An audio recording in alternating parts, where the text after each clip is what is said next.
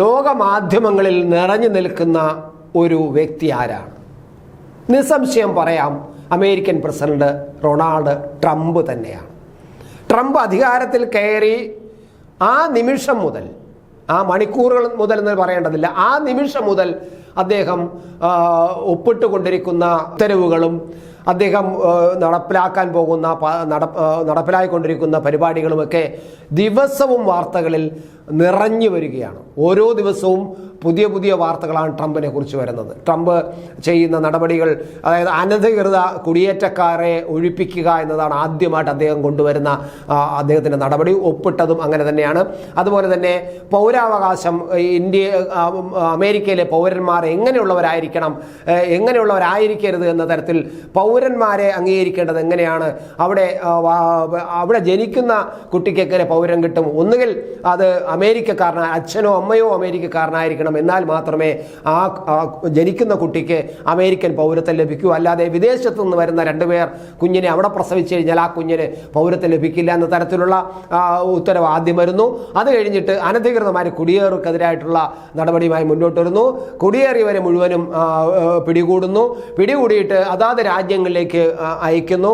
മെക്സിക്കോയിലേക്ക് അയക്കുമ്പോൾ അവിടെ വലിയ പ്രശ്നമാവുകയും അവർ വിമാനം അവിടെ ഇറക്കാൻ സമ്മതിക്കാതെ വരികയും വിമാനം തിരിച്ചു വരേണ്ടിയും വരുന്നു. പക്ഷേ അവിടുന്ന് ട്രംപിൻ്റെ ചില വിരട്ടലുകൾ, അവിടെ നിന്നുള്ള സാധനങ്ങൾ ഇങ്ങോട്ട് ഇറക്കില്ലെന്നും 25% നികുതി ഏർപ്പെടുത്തുമെന്നും പിന്നീട് 50% ആക്കുമെന്നും പിന്നെ ഉപരോധങ്ങൾ ഏർപ്പെടുത്തുമെന്നുള്ള ട്രംപിൻ്റെ ഭീഷണിയിൽ അവസാന രാജ്യം മുട്ടുമടക്കുകയും ഈ അനധികൃതമായി കുടിയേറിയ അവരുടെ പൗരന്മാരെ സ്വീകരിക്കാൻ അവർ തയ്യാറാവുകയും ചെയ്യുന്നു. ഇന്ത്യയും അത്തരത്തിൽ അനധികൃതമായിട്ട് അമേരിക്കയിൽ കുടിയേറിയിട്ടുള്ള ഇന്ത്യക്കാരെ സ്വീകരിക്കാൻ തയ്യാറാണെന്ന് വളരെ എതിർപ്പൊന്നും ഇല്ലാതെ തന്നെ ഇന്ത്യ അത് അംഗീകരിക്കുകയും ചെയ്തിട്ടുണ്ട്.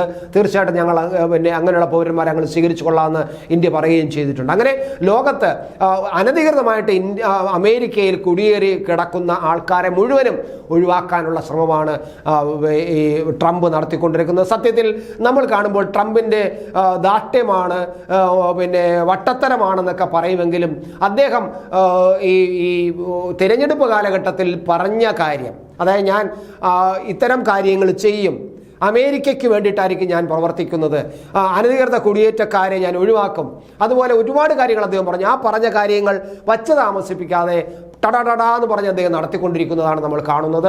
എന്തായാലും ട്രംപ് വലിയ ഒരു ലോക ശ്രദ്ധ പിടിച്ചുവരുന്ന വ്യക്തിയായിട്ട് മാറിക്കൊണ്ടിരിക്കുന്നു. അമേരിക്കയിൽ കൊണ്ടുവരുന്ന പരിപാടികൾ, അദ്ദേഹത്തിൻ്റെ ഭരണപരിഷ്കാരങ്ങൾ വളരെയധികം ചർച്ച ചെയ്തുകൊണ്ടിരിക്കുന്നു എന്നുള്ളത് തീർച്ചയാണ്. ഇപ്പോൾ അവസാനം വന്നിരിക്കുന്നത് ഏറ്റവും ശ്രദ്ധിക്കപ്പെടേണ്ട ഒരു സാധനമാണ്. അദ്ദേഹം പറഞ്ഞത് US-ലെ ഹമാസ് അനുകൂലികളായ വിദ്യാർത്ഥികളുടെ സ്റ്റുഡൻസ് വിസ റദ്ദാക്കാൻ തീരുമാനിച്ചിരിക്കുന്നു, റദ്ദാക്കും എന്നാണ് ഇപ്പോൾ ട്രംപ് ഭരണകൂടം പറഞ്ഞിരിക്കുന്നത്. ഏറ്റവും നമ്മൾ ശ്രദ്ധിക്കേണ്ട ഒരു കാര്യമാണ്.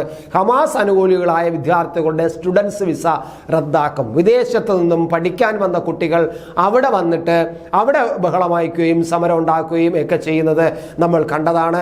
പല സ്ഥലങ്ങളിലും പല ബാങ്കുകളിലും പല കേന്ദ്രങ്ങളിലും ഇടിച്ചു കയറി പ്രശ്നം ഉണ്ടാക്കിയതൊക്കെ നമ്മൾ കണ്ടതാണ്. അങ്ങനെയുള്ള ആൾക്കാരെ കൃത്യമായിട്ട് കൈകാര്യം ചെയ്യുമെന്നാണ് ഇപ്പോൾ ട്രംപ് പറഞ്ഞിരിക്കുന്നത്. ട്രംപ് ആ ഉത്തരവ് പറയുമ്പോൾ പറഞ്ഞ ഉത്തരവിൽ പറയുന്ന ഒരു കാര്യമുണ്ട്. അതാണ് ഏറ്റവും പ്രധാനം. ജിഹാദിസ്റ്റ് അനുകൂല പ്രതിഷേധത്തിൽ പങ്കെടുത്ത എല്ലാ വിദേശികളോടും ഞങ്ങൾ നിങ്ങളെ അറിയിക്കുന്നു. എല്ലാവരോടുമാണ് പറയുന്നത്. ജിഹാദിസ്റ്റ് പ്രക്ഷോഭങ്ങളിൽ പങ്കെടുത്ത എല്ലാ വിദേശികളോടും ഇതാ പറയുകയാണ്, ഞങ്ങൾ നിങ്ങളെ അറിയിക്കുന്നു. എന്താണ്? 2025 ഞങ്ങൾ നിങ്ങളെ കണ്ടെത്തും. ഈ വർഷം തന്നെ നിങ്ങളെ ഞങ്ങൾ കണ്ടെത്തിക്കഴിഞ്ഞാൽ പുറത്താക്കും. അമേരിക്കയിലെ ക്യാമ്പസുകളിലുള്ള പാലസ്തീൻ അനുകൂല പ്രക്ഷോഭകർ എന്ന് കരുതപ്പെടുന്ന വ്യക്തികളുടെ വിദ്യാർത്ഥി വിസ റദ്ദാക്കാനാണ് ഭരണകൂടം ഇപ്പോൾ ഒരുങ്ങിയിരിക്കുന്നത്. അതായത് ജിഹാദിസ്റ്റുകൾ ഇവിടെ ഉണ്ടാകില്ല, ഈ അമേരിക്കൻ മണ്ണിൽ ഉണ്ടാകില്ല. പുറത്തുനിന്നും പഠിക്കാനെന്നും പറഞ്ഞ് ഇവിടെ വന്ന് വിസയുമായിട്ട് ഇവിടെ വരികയും പഠിക്കാനെന്ന പേരിൽ ഇവിടെ വരികയും ഇവിടെ വന്ന് ജിഹാദി പ്രവർത്തനം നടത്തുകയും ചെയ്യുന്നവന്മാരെ വച്ചുകൊണ്ടിരിക്കില്ല. ഈ വർഷം തന്നെ ഞങ്ങൾ കണ്ടെത്തും, പുറത്താക്കിയിരിക്കും എന്ന് ഒരു ഭരണാധികാരി ഉറച്ച നിലപാടെടുത്തിരിക്കുന്നു. തീർച്ചയായിട്ടും അത് ഞാൻ വ്യക്തിപരമായി ട്രംപിനെ ആ കാര്യത്തിൽ വളരെയധികം അഭിനന്ദിക്കാൻ കഴിയില്ല. അതുകൊണ്ട് ഭരണാധികാരി ചെയ്യേണ്ടത് അത് തന്നെയാണ്. രാജ്യത്ത് സമാധാനം ഉണ്ടാക്കണം. അവിടെ നുഴഞ്ഞു കയറി പ്രശ്നമുണ്ടാക്കുന്ന പല രാജ്യങ്ങളിലും ബ്രിട്ടനിലും ജർമ്മനിയിലും കാനഡയിലുമൊക്കെ ഇപ്പോൾ അവിടുത്തെ ഗവൺമെൻറ് കൊടുത്ത ചെറിയ ഇളവുകൾ വച്ചിട്ട് അവിടെ അനുഭവിക്കുന്നത് അത് ഈ പറയുന്ന ജിഹാദികൾ മാത്രമല്ല, നമ്മുടെ ഇന്ത്യ വിരുദ്ധരായ സിഖ് മത തീവ്രവാദികൾ ഉൾപ്പെടെയുള്ളവർ അവിടെ ഉണ്ടാക്കുന്ന പ്രശ്നങ്ങൾ, അതാത് രാജ്യങ്ങൾ ഉണ്ടാക്കുന്ന ലണ്ടനിലും കാനഡയിലും ഒക്കെ ഉണ്ടാക്കുന്ന പ്രശ്നങ്ങൾ ആ ഗവൺമെൻറ് തലവനായിരിക്കുന്നു. അമേരിക്ക അത് മനസ്സിലായിരിക്കുന്നു, ട്രംപ് അത് മനസ്സിലാക്കിയിരിക്കുന്നു. അങ്ങനെ ഒരു അഴവഴ നയം അവന്മാരുമായിട്ട് എടുക്കണ്ട, അവനെല്ലാം കയ്യോടെ പിടിക്കുക, പുറത്താക്കുക, അങ്ങനെയുള്ളവൻ ഇവിടെ പഠിക്കാൻ വരണ്ട എന്ന ഉറച്ച നിലപാടെടുത്തിരിക്കുന്നു. അത് തീർച്ചയായിട്ടും നമ്മുടെ രാജ്യത്തിനും അത് ഇമിറ്റേറ്റ് ചെയ്യാവുന്നതാണ് എന്ന് തന്നെയാണ് എൻ്റെ അഭിപ്രായം. പോട്ടെ, എന്നാൽ അമേരിക്കൻ മണ്ണിൽ ജൂതവിരുദ്ധ വെച്ചുപൊരിപ്പിക്കില്ലെന്ന നിലപാടിലാണ് ഇപ്പോൾ ട്രംപിൻ്റെ ഭരണകൂടം. ജൂതവിരുദ്ധർക്കെതിരെ പോരാടുന്നതിനുള്ള എക്സിക്യൂട്ടീവ് ഉത്തരവിൽ US പ്രസിഡന്റ് ഡൊണാൾഡ് ട്രംപ് ബുധനാഴ്ച ഒപ്പുവെക്കുകയും ചെയ്തു. ഹമാസ് അനുകൂല പ്രതിഷേധങ്ങളിൽ പങ്കെടുത്ത അമേരിക്കൻ പൗരന്മാരല്ലാത്ത കോളേജ് വിദ്യാർത്ഥികളെയും താമസക്കാരായ മറ്റ് വിദേശികളെയും നാട് കടത്തുമെന്നാണ് പുതിയ ഉത്തരവിൽ പറയുന്നത്. ജിഹാദിസ്റ്റ് അനുകൂല പ്രതിഷേധത്തിൽ പങ്കെടുത്ത എല്ലാ വിദേശികളോടും ഞങ്ങൾ നിങ്ങളെ അറിയിക്കുന്നു. 2025 ഞങ്ങൾ നിങ്ങളെ കണ്ടെത്തും. ഉത്തരവിൽ പറയുന്നുണ്ട്. ഇതേ സമയം ഈ ഉത്തരവ്, അതായത് ജിഹാദികളെ പുറത്താക്കുമെന്ന, വിദേശ വിദ്യാർത്ഥികളെ പുറത്താക്കുമെന്ന ഉത്തരവ് ഒപ്പിട്ടതിന് ശേഷം ഇതേ സമയം തന്നെ ട്രംപ് ഇസ്രയേൽ പ്രധാനമന്ത്രിയായ ബെന്യാമിൻ നെതന്യാഹുവുമായിട്ട് കൂടിക്കാഴ്ചയ്ക്കും കളമൊരുക്കിയിട്ടുണ്ട്. നെതന്യാഹുവിൻ്റെ ഓഫീസാണ് ഇക്കാര്യം പുറത്ത് അറിയിച്ചിരിക്കുന്നത്. എന്നാലും ട്രംപ് ഭരണകൂടം ഇതുവരെ ഇക്കാര്യം ഔദ്യോഗികമായിട്ട് സ്ഥിരീകരിച്ചിട്ടില്ല.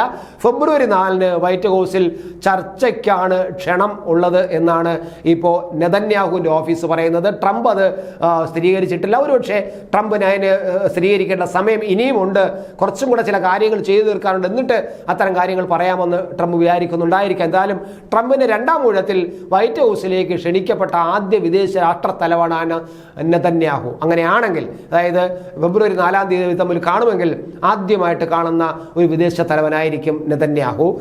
രണ്ടാമത്തെ ഭരണത്തിൽ നെതന്യാഹുവുമായിട്ട് അധികം വൈകാതെ സംസാരിക്കുമെന്ന് കൂടുതൽ കാര്യങ്ങൾ വ്യക്തമാക്കാതെ നേരത്തെ ട്രംപ് മാധ്യമപ്രവർത്തകരോട് പറഞ്ഞിരുന്നതും ഇവിടെ നമ്മൾ ഓർമ്മിക്കേണ്ടത് തന്നെയാണ്. എന്തായാലും ഗസയിൽ നിന്നും പാലസ്തീനികളെ ഒഴിപ്പിക്കാനുള്ള പദ്ധതിയുമായി ട്രംപ് രംഗത്ത് വന്ന പശ്ചാത്തലത്തിലാണ് നെതന്യാഹുവുമായുള്ള കൂടിക്കാഴ്ച തീരുമാനിച്ചിരിക്കുന്നത്.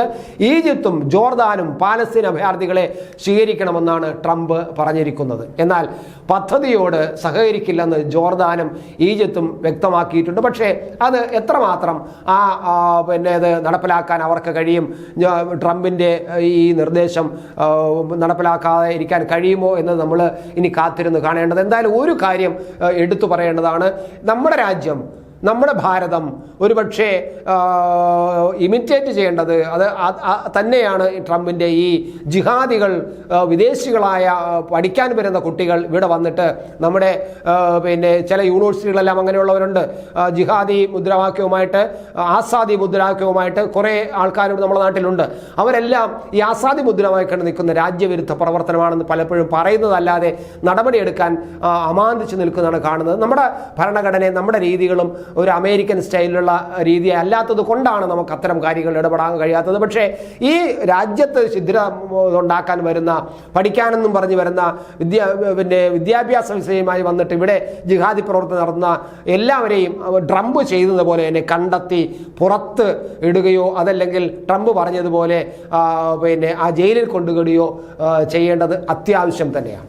ഓരോ ജീവിതവും ഓരോ കഥകളാണ്, വേറിട്ട കഥകളുടെ ഒരു കൂട്ടായ്മ. വേണമെങ്കിൽ നമുക്കതിനെ ഒരു നോവലെന്ന് പേരിടാം. അതുപോലൊരു നോവലല്ലേ നിങ്ങളുടെ ജീവിതവും? എന്താ, ശരിയല്ലേ?